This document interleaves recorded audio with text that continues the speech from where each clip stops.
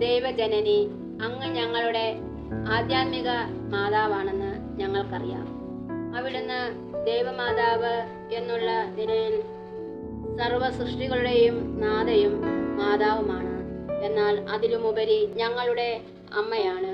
അങ്ങ് വഴിയാണ് ഞങ്ങൾ ആധ്യാത്മിക ജീവൻ പ്രാപിക്കുന്നത്. ദിവ്യ അംബികെ, ഞങ്ങൾ അങ്ങേ മക്കൾ എന്നുള്ള അഭിമാനത്തോടു കൂടി അനുദിന ജീവിതം നയിച്ച് അങ്ങേ ദിവ്യകുമാരനെ അനുകരിക്കുവാൻ വേണ്ട അനുഗ്രഹം നൽകണമേ. ജപം